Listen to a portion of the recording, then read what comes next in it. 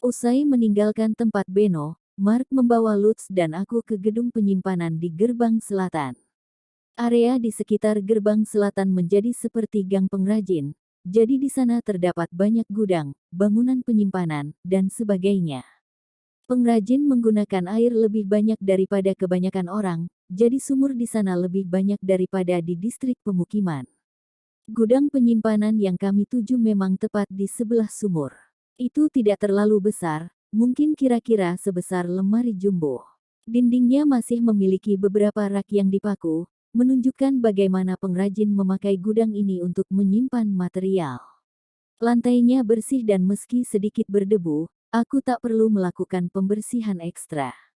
Aku melihat sekeliling dan melihat bahwa sudah ada kuali dan tas berisi sesuatu yang diletakkan di sudut. Kami bekerja sedemikian rupa sehingga barang dikirim ke toko, lalu seorang karyawan membawanya ke sini. Kami membawa kuali dan abunya di sini kemarin, seperti yang kau lihat. Hari ini kita akan membawa periuk besar dan pemberat. Harap tetap di sini sampai barang itu tiba. Mark menunjuk ke kuali hitam. Aku merasakan rasa terima kasih kepada Beno dengan baik dari lubuk hatiku.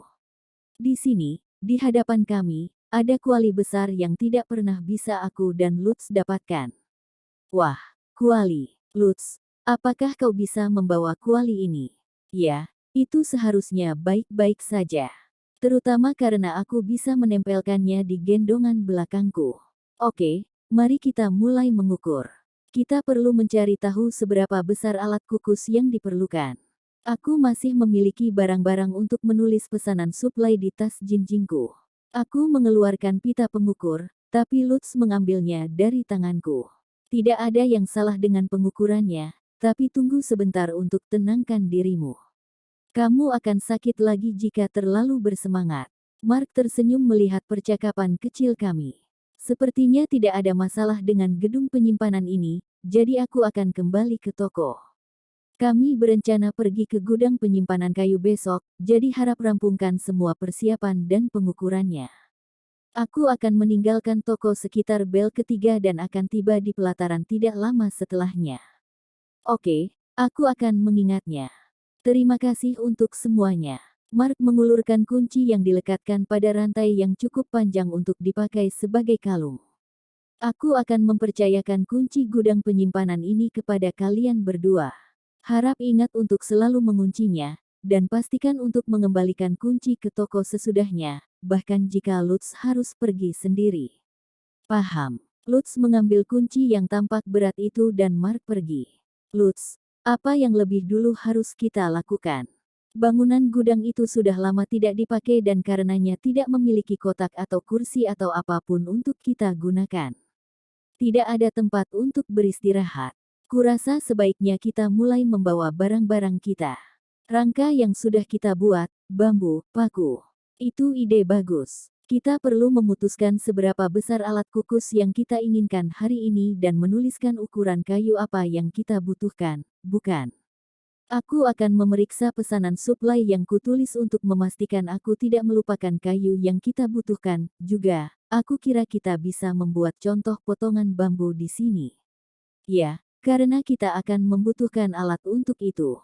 Aku menulis apa yang perlu kami lakukan hari ini di batu tulis dan meletakkannya di dinding gudang penyimpanan.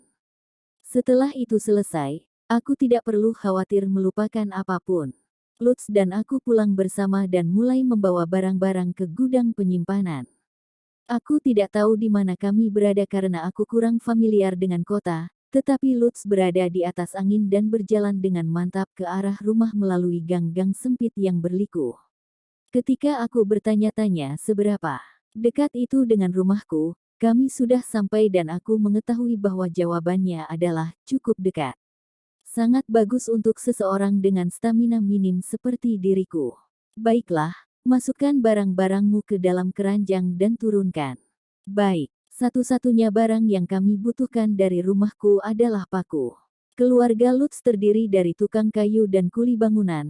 Jadi jika paku tertinggal di rumahnya, kemungkinan besar seseorang akan memungutnya secara tidak sengaja atau sengaja mencurinya. Di sisi lain, Rangka dan bambu akan dikira sebagai kayu bakar dan dibakar di rumahku, jadi kami meninggalkannya di rumah Lutz. Aku memasukkan sekantong paku dan pisauku ke dalam keranjang, lalu melemparkan kain lap besar dan sapu yang menarik perhatianku. Tidak ada apapun yang bisa aku pakai untuk duduk di gudang penyimpanan, jadi setidaknya aku ingin membersihkan lantai dan membentangkan kain untuk diduduki. Aku menuruni tangga dan Lutz sudah menungguku, keranjangnya terisi dengan berbagai barang kayu. Apa itu semua, Lutz? Barang-barang yang Ralph rusak akhir-akhir ini. Kupikir kita bisa menggunakannya sebagai kursi. Hahaha, dan aku bawa lap agar kita bisa membersihkan tempat duduk. Kami kembali ke gudang penyimpanan, meletakkan paku di atas rak, dan meletakkan bambu di sudut. Aku kemudian mengeluarkan pita pengukur untuk mengukur ukuran kuali dan memutuskan ukuran alat kukus yang kami butuhkan. Aku menulis berapa panjang kayu yang diperlukan di atas batu tulis. Kita sekarang baik-baik saja, kan? Kami membutuhkan banyak kayu dari gudang penyimpanan kayu. Material untuk alat kukus, kayu untuk mengaduk ijuk, papan datar panjang dan lokasi sebagai tempat meniriskan, papan yang relatif tipis untuk menjemur kertas, bambu yang sudah dipotong halus, dan kayu untuk menjadi kertas. Aku memeriksa pesanan suplai dan mempertimbangkan jenis kayu apa yang terbaik untuk setiap barang, kayu keras, kayu lunak, kayu yang dikeringkan dengan baik, kayu muda, dan lain-lain. Kurasa kita harus mulai mengerjakan bambu sekarang. Bisakah kau memotongnya? Itu harus lebih kecil dan lebih tipis dari mokan. Ya, itu cukup besar. Tidak tahu seberapa baik strip kecil itu nantinya. Lutz memimpin dan mulai membuat potongan dari bambu. Dimungkinkan untuk melakukan pemotongan yang panjang dan menyapu dan menyelesaikan banyak hal dengan sangat cepat, tetapi mendapatkan potongan yang benar tipis itu sulit. Aku tahu dia sedang berjuang keras. Aku juga akan mencoba. Mungkin aku akan bagus dalam pekerjaan detail seperti ini. Aku mengeluarkan pisau dan mencoba memotong bambu tipis-tipis, tetapi sebagian besar hanya patah di tengah jalan. Ketika aku mencoba berjalan lebih lambat untuk tidak merusaknya, itu akhirnya tertutup gundukan dan tonjolan, membuatnya tidak dapat dipakai. Ini benar-benar sulit. Kami harus memotong seikat bambu agar sesuai dengan panjang rangka. Ini pekerjaan yang sebaiknya diserahkan pada seorang profesional. Akan membutuhkan terlalu banyak waktu dan keterampilan jika kami yang melakukannya. Ada kiriman buat Anda. Di tengah pekerjaan kami, seorang karyawan dari toko Beno membawa bak besar dan pemberat yang cukup berat untuk dipakai Lutz. Aku menyuruh karyawan itu menempatkannya di sebelah kuali. Main, sekarang setelah kita menerima kirimannya, ayo kita akhiri untuk hari ini. Lutz mulai mengemasi peralatan setelah karyawan itu pergi. Tapi ini bahkan belum siang, yang berarti aku masih punya banyak energi tersisa. Tapi aku masih merasa baik-baik saja. Besok akan sangat sibuk. Kau harus istirahat hari ini. Bukankah kamu bilang kamu bertugas memasak malam ini? Oh, itu benar. Jadwalku menyiapkan makanan telah berlalu saat aku terbaring di tempat tidur. Pulilah yang menggantikanku, jadi hari ini aku harus membalasnya. Ditambah lagi, aku harus melakukan beberapa pekerjaan tambahan hari ini jadi aku punya waktu luang untuk pergi ke gudang penyimpanan kayu besok. Jadi ya begitulah, ayo pulang. Aku akan mengembalikan kunci setelah mengantarmu pulang. Aku mengangguk, sadar bahwa aku saat ini hanya beban, dan mulai mengemasi barang-barangku. Keesokan harinya, kami bertemu dengan Mark di alun-alun sesaat setelah bel ketiga dan pergi ke gudang penyimpanan kayu. Beno membuka tokonya sesaat sebelum bel kedua, jadi waktu antara bel kedua hingga bel ketiga adalah waktu tersibuk bagi mereka. Karena Lutz bersama kami hari ini, kami dengan aman sampai di gudang penyimpanan kayu dan aku tidak pingsan di tengah jalan. Ada balok-balok kayu yang ditumpuk dalam bentuk piramida dan disandarkan di dinding sedemikian rupa hingga membuat seluruh tempat itu terlihat agak mirip dengan gudang penyimpanan kayu di Jepang. Perbedaan utamanya adalah di sini tidak ada mesin, jadi seluruh gudang penyimpanan terdiri dari pria maco yang sangat berotot, berteriak satu sama lain sambil membawa dan memotong kayu. Kata, hidup cocok untuk tempat ini dengan huruf T. Itu sangat hidup sehingga sejujurnya agak menakutkan. Halo, Mandor. Sudah cukup lama. Ah, Mark, ya. Bagaimana kabar bocah Beno itu? Cukup baik. Adapun bisnisku hari ini, mereka berdua mencari kayu. Mark menyapa mandor gudang penyimpanan kayu, pria botak dengan garis abu-abu di janggutnya yang berbulu. Gadis dan bocah kecil ini. Kayu apa yang mereka cari? Mandor kekar yang otot-ototnya bertentangan dengan usianya menatapku dengan heran dan aku harus menahan cicit. Aku ingin kayu untuk membuat alat kukus. Ah, kau mau kayu jenis apa? Dia kembali mengulang pertanyaannya, tampak bingung. Lidahku keseleo. Lutz dan Mark mengenali apa yang aku maksud dengan alat kukus, tapi mungkin mandor ini tidak. Atau mungkin aku hanya perlu menjelaskan secara spesifik jenis kayu yang kuinginkan. Aku ingin yang beruap, lebih tepatnya, aku mau kayu yang keras dan kering yang tidak akan berubah bentuk karena terkena uap.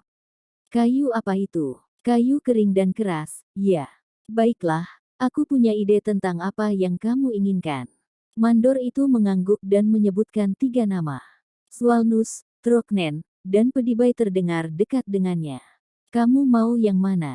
Aku tidak bisa membuat keputusan yang tepat di sini, bagaimana menurutmu, Lutz? Aku tidak mengenali salah satu dari ketiganya. Berbalik ke sampingku, aku melihat ke arah temanku. Kurasa Swalnus akan menjadi yang paling mudah untuk dipakai. Kalau begitu kau akan memesan Swalnus. Apa sudah memutuskan ukurannya? Kata Markus. Aku mengangguk sebagai jawaban dan mengeluarkan pesanan suplai dari tas jinjingku, kemudian meminta Mark memeriksanya untuk memastikan tidak ada kesalahan. Semuanya tampaknya teratur. Mandor, tolong potong Swalnus dengan spesifikasi ini dan kirim ke toko kami. Mandor itu mengambil pesanan suplai dan, setelah memeriksanya, menyerahkan papan itu kepada seorang pria muda maco yang berjalan di dekatnya dengan singkat, ya, ada pekerjaan yang harus dilakukan.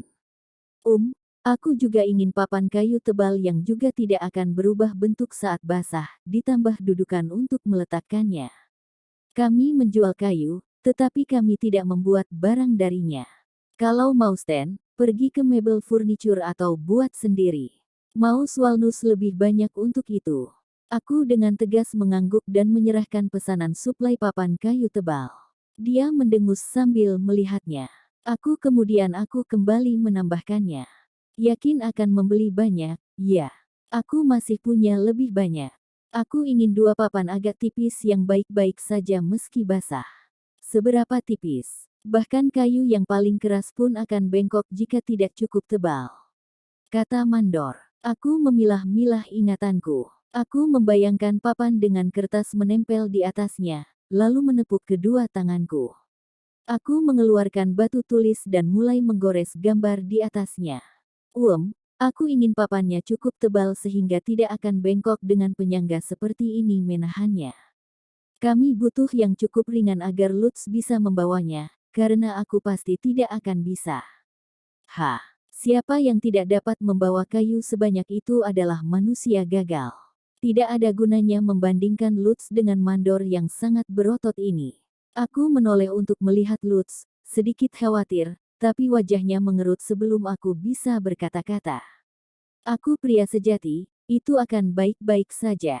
Lutz bertindak keras dan mungkin akan menderita karenanya nanti, tetapi mungkin akan melukai harga dirinya sebagai laki-laki jika aku mengatakan sesuatu, jadi aku tetap diam. Aku juga ingin kayu persegi panjang yang keras, berbentuk seperti pentungan atau tongkat cucian. Itu harus kecil dan cukup ringan untuk dibawa-bawa Lutz dan bisa diayunkan. Pentungan dan tongkat cucian itu sangat berbeda, gadis kecil. Apa yang mau kamu pukul? Aku baru saja mengatakan benda yang digunakan untuk memukul benda lain, tetapi sekarang setelah dia menyebutkannya, tongkat yang digunakan sebagai senjata pasti akan berbeda dari tongkat cucian yang digunakan ibu untuk menghantam pakaiannya. Serat kayu. Kami akan merebus kayu sampai lunak, lalu memukulnya sampai seratnya mengembang seperti kapas. Untuk apa? Itu rahasia. Aku membuat tanda X dengan jari-jari di atas mulutku, dan Mandor mendengus. Keseimbangan berat dan kekerasan sangat penting. Ini harus dipastikan. Balok apa yang akan kau gunakan? Batu, kayu, itu akan mengubah segalanya. Aku merasakan darah mengalir dari wajahku. Aku benar-benar lupa bahwa kami membutuhkan balok untuk memukul kayu. Aku tidak memikirkan itu. Benar, aku butuh balok untuk memukul sesuatu. Apa kau bisa meminta balok dan tongkat sebagai satu set? Aku akan menulis pesanan suplai sekarang.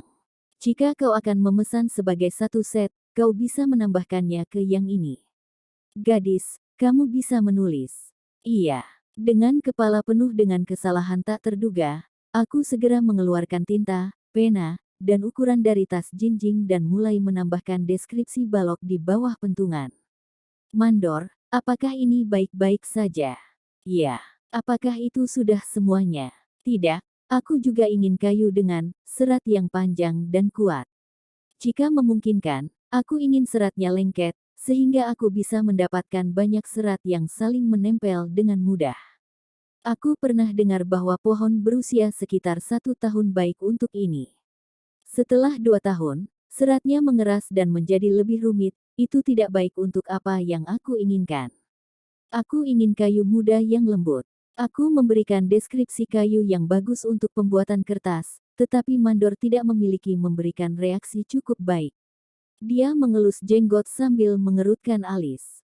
Kami tidak memiliki kayu muda seperti itu, karena tidak begitu berguna. Rupanya, gudang penyimpanan kayu tidak menjual pohon berumur 1 tahun kecuali jika dipesan secara khusus. Jika ada kayu yang cocok dengan syarat-syarat itu, maukah kau memberitahuku jenis pohonnya? Aku tidak tahu pohon mana yang bagus untuk apa yang aku inginkan, jadi rencanaku adalah bereksperimen dengan berbagai jenis. Apakah kau akan memesan beberapa jika aku memilih satu jenis? Yang bisa aku katakan adalah, itu tergantung pada seberapa banyak. Jika terlalu sedikit itu tidak akan sepadan bagi kami. Aku mengerti. Lutz, apa kau tahu nama-nama pohon di sekitar sini dan di mana dapat ditemukan? Bagiku pepohonan semua terlihat sama. Tampaknya kami terjebak dalam mencari kayu terbaik untuk pembuatan kertas. Setelah membuat prototipe dan menemukan kayu terbaik, kami dapat beralih ke produksi massal dan memesan kayu yang kami inginkan dalam jumlah besar. Ketika seorang pemuda maco mengajari Lutz tentang cara mengidentifikasi berbagai jenis kayu, aku menunjukkan kepada Mandor potongan bambu kami dan mengajukan pertanyaan lanjutan. Oh, juga. Aku ingin potongan bambu seperti ini. Apakah kau menjual bambu di sini? Tidak banyak, tapi beberapa. Mandor menunjuk lebih jauh ke dalam melewati tumpukan kayu. Aku bisa melihat sedikit bambu yang familiar di dalamnya. Bisakah kau membuat strip seperti ini untuk kami? Pekerjaan yang agak mendetail itu untuk spesialis. Tanya pengrajin saja. Pengrajin, oke. Terima kasih banyak, hanya itu yang akan aku pesan hari ini. Baiklah, hanya harus mengirimkan semuanya ke toko Beno ketika sudah siap, kan? Kata Mandor, melihat pesanan suplai terakhir. Semua pesanan suplai yang aku berikan kepadanya atas nama Beno. Karena dia mendanai pembuatan kertas kami sebagai imbalan atas hak sampo serbaguna sederhana, dia berakhir sebagai pihak yang memesan bahan di formulir. Dia mengatakan kepadaku bahwa dari perspektif sihir kontrak barang dikirim ke tokonya terlebih dahulu, lalu diberikan kepada kami. Iya, terima kasih atas bantuanmu. Aku melihat Mandor kembali bekerja. Sambil menunggu Lutz kembali, aku memeriksa tas untuk memastikan aku tidak melewatkan pesanan suplai. Aku masih memiliki pesanan untuk stan, yang telah aku perintahkan untuk diberikan kepada pembuat furnitur, dan pesanan potongan bambu, yang diperintahkan kepadaku untuk diberikan kepada seorang pengrajin. Apa yang harus aku lakukan dengan dudukan untuk memasang tempat pembuangan air? Maksudku, balok pemukul adalah satu hal, tetapi aku tidak berpikir kita harus meminta seorang spesialis untuk membuat stan sederhana untuk kami. Paman Mark, apakah kau memiliki beberapa kotak kayu cadangan di toko yang dapat berfungsi sebagai stan? Aku merasa akan sia-sia pergi ke pembuat furnitur hanya untuk hal seperti itu. Baik, aku akan menyiapkan kotak kayu untukmu. Berapa banyak yang kamu butuhkan? Kami ingin memasang papan di atasnya, jadi kira-kira 2 dengan ukuran yang sama. Aku juga ingin 2 atau 3 tambahan juga, jika bisa. Ukurannya bisa berbeda. Mark setuju untuk menyiapkan balok itu untuk kami, menjelaskan bahwa itu akan lebih murah daripada memesan dari pembuat furnitur. Kita bisa pergi ke pengrajin besok. Apakah itu saja untuk hari ini? Iya, terima kasih banyak. Keesokan harinya, kami pergi ke hutan dan mencari kayu bakar. Saat kami berada di sana, kami mencari kayu yang bagus untuk pembuatan kertas. Lutz jauh lebih familiar dengan berbagai jenis pohon, jadi pada dasarnya aku menyerahkan semua itu padanya. Segala jenis pohon memang tampak terlalu asing bagiku.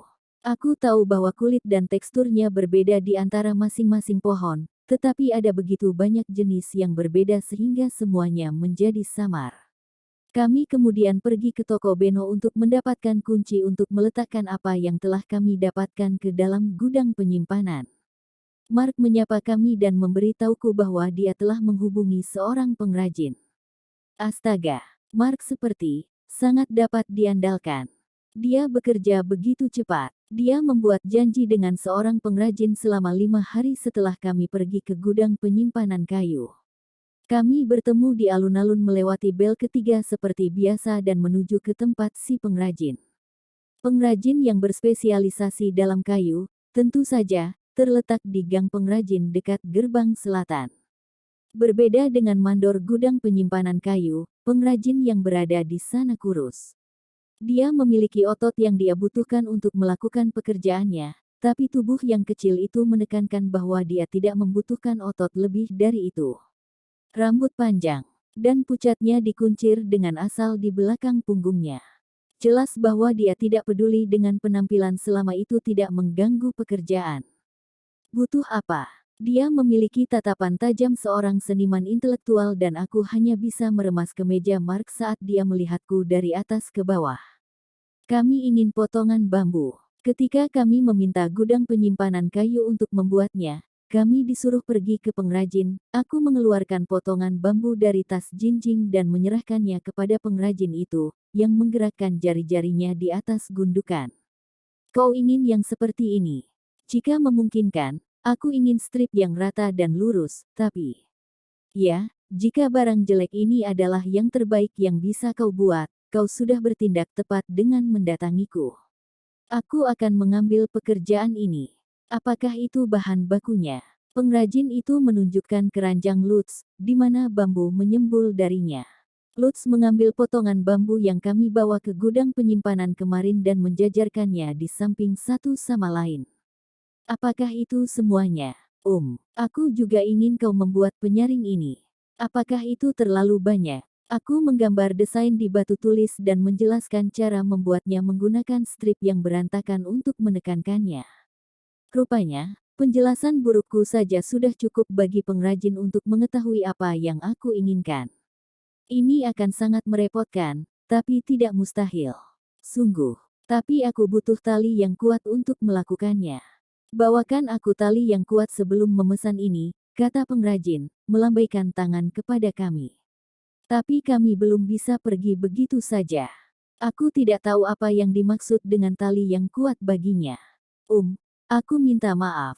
Aku tidak yakin jenis tali mana yang cukup kuat untuk ini. Apa kau bisa tunjukkan padaku apa yang kami perlu siapkan?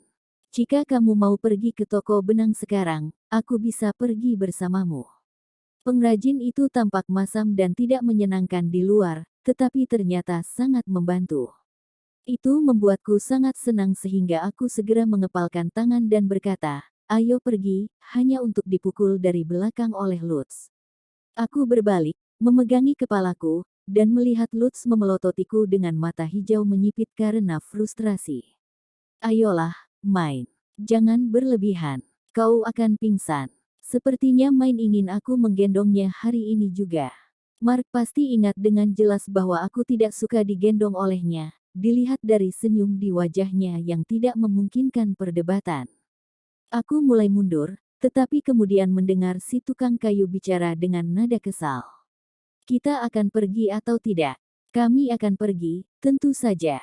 Main sudah bilang kami akan pergi. Sekarang juga. Mark menangkap, mengangkat, dan kemudian membawaku ke toko benang. Kami melaju lebih cepat karena tidak ada yang harus mengimbangi kecepatan siputku. Sambil terkejut di dalam hati tentang betapa sedikitnya aku terpental meskipun digendong, aku menghela nafas ke bahu Mark. Aku sudah berusaha, tapi aku masih tetap beban. Toko benang juga berada di gang pengrajin, jadi tidak terlalu jauh. Tetapi sebagai orang dewasa, secara mental aku tidak tahan jika Mark menggendongku lebih lama dari yang diperlukan. Dia akhirnya menurunkanku di toko dan aku melangkah masuk dengan kedua kakiku. Wow, ada banyak sekali tali. Apa yang kau harapkan dari toko benang? Jawab pengrajin dengan tenang, tapi tetap saja, ada banyak sekali benang di sini. Di kota ini, kios-kios di pasar umumnya hanya memajang barang sebanyak yang bisa dibawa oleh satu orang, dan toko-toko di pinggir jalan utama umumnya menyimpan sebagian besar produk mereka di gudang dan lemari terkunci untuk mencegah pencurian, hanya menyisakan sedikit di tempat terbuka untuk dijadikan sampel. Tidak biasa melihat toko dengan begitu banyak barang yang dipajang. Jenis benang mana yang cukup kuat? Di Jepang, kami menggunakan sutra kasar untuk membuat penyaring suketa. Tapi aku bahkan sama sekali tidak tahu apakah dunia ini memiliki sutra atau ulat sutra. Mustahil aku bisa tahu jenis tali mana yang cukup kuat. Sutra spine adalah yang terkuat. Apalagi jika dikumpulkan saat musim kawin di musim gugur. Meskipun cukup mahal. Pengrajin itu bertanya dengan matanya apakah aku akan membelinya, jadi aku melihat Mark. Bukan aku yang akan membayarnya. Keputusan akhir ada di tangan Mark, yang meminjam dompet Beno. Sutra spine cukup bagus, tapi seharusnya tidak perlu secara khusus membeli sutra dari musim gugur. Ya, tapi itu masih cukup mahal. Tali spine ternyata item yang cukup mahal. Pengrajin itu melihat bolak-balik antara Mark dan aku dengan terkejut, tampaknya berniat untuk memulai dengan hal-hal terbaik dan bekerja dari sana. Sutra spine akan baik-baik saja. Namun, aku tidak akan memaafkan kegagalan atau alasan. Silakan selesaikan produk tanpa kegagalan. Mark mengambil pesanan potongan bambu dan penyaring dariku dan menyerahkannya kepada pengrajin sambil tersenyum. Kami mengerti. 2 penyaring seukuran kartu pos, cocok dengan rangka kami. Itu adalah alat terakhir yang perlu kami pesan. Aku saat itu menghela napas lega setelah semuanya selesai. Keesokan harinya, aku menunggu di gudang penyimpanan sampai semuanya terkirim. Setelah itu, Lutz dan aku mulai membuat alat yang kami butuhkan. Untuk sementara kami pergi memulung di hutan, menyelesaikan pekerjaan rumah demi menghindari kemarahan keluarga, dan mengumpulkan bahan baku. Kami membutuhkan buah edile atau getah dari serangga seram, tetapi untuk saat ini kami menggunakan buah edile. Getah buah edile lengket, dan selama persiapan musim dingin, kain lap biasanya direndam di dalamnya untuk dipakai dalam menutup celah jendela. Karena itu, harganya akan segera melambung dan persediaan di pasar akan berkurang drastis. Kami berencana untuk beralih memakai serangga seram jika kami kehabisan buah edile. Mark dan Lutz pergi membeli buah edile tanpaku saat aku demam. Mark mengatakan bahwa itu adalah kesempatan yang baik bagi Lutz untuk membangun pengalaman bekerja tanpaku, yang membuatku bertanya-tanya apakah aku terlalu banyak ikut campur. Bagaimanapun, pada saat semuanya tiba dan aku cukup sehat untuk mulai membuat kertas, 1,5 bulan telah berlalu sejak aku pertama kali bertemu Beno dan menyatakan bahwa aku akan membuatkan kertas untuknya.